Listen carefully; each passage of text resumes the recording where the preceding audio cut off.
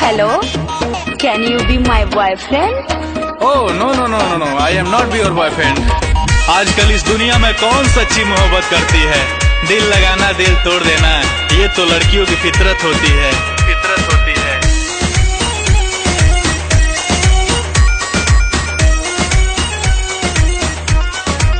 ओ कभी चाय पे बुलाया करो हैंडसम, दिल तेरे लिए मचले पिया हरदम। कभी चाय पे बुलाया करो हैंडसम, दिल तेरे लिए मचले पिया हरदम। दिल तो तेरे प्यार की दुआ करती है। बाबू हम भी इसी जमाने के हैं और जो चल रहा वही गल रहा। और पता नहीं जी कौन सा नशा करती है,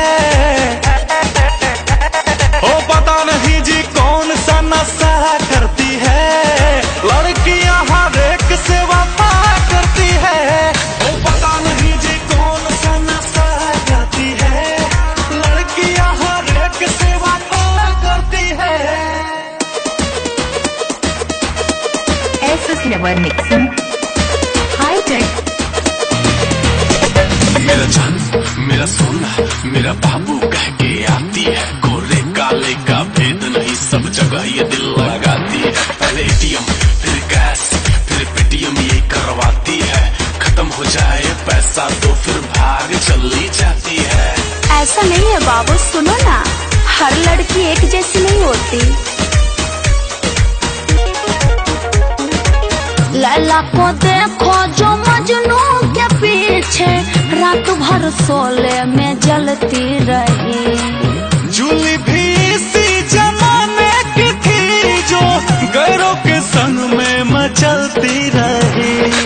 लैला को देखो जो मजनू के पीछे रात भर सोले में जलती रही। जूली भी इसी जमाने की थी जो गैरों के संग में मचलती रही। प्यार तुम्हें पगली बेइंतहा करती है।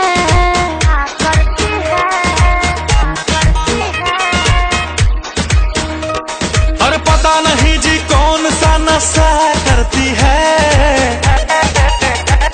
ओ पता नहीं जी कौन सा नशा करती है। लड़कियां हर एक से वफा करती है, ओ पता नहीं जी कौन सा नशा करती है। लड़कियां हर एक से वफा करती है।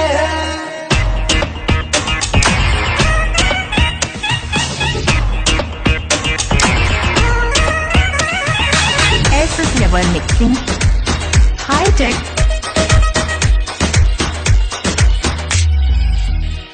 हर जगह ये होते चर्चे हैं, करवाती बहुत ये खर्चे हैं। कभी मॉल कभी हॉल कभी शॉपिंग वॉपिंग करती है। जब जेब ढीली हो जाए फिर पतली गली निकलती। हाँ जी पतली गली निकलती, पापा पतली गली निकलती है। ओहो, तुम समझते क्यों नहीं हो, मैं वैसी नहीं हूँ। दिल से प्यार करो तुमसे सोना, दुनिया से क्या लेना देना है। रंजित सरगम न बातों में आएंगे, बेवफाओं से भारी सेना है। दिल से प्यार करो तुमसे सोना, दुनिया से क्या लेना देना है। रंजित सरगम न बातों में आएंगे, बेवफाओं से भारी सेना है। रखो विश्वास, हाँ जफा करती है।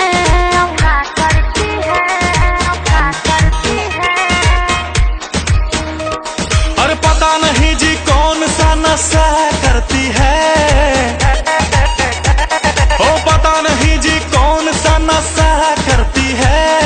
लड़कियां हर एक से वफा करती है, ओ पता नहीं जी कौन सा नशा करती है। लड़कियां हर एक से वफा करती है। जा ई रोहन रहीनु तो बाद में बियाहो ना होई। और पता नहीं जी कौन सा नशा करती है, ओ पता नहीं जी कौन सा नशा करती है। लड़कियां Never mixing.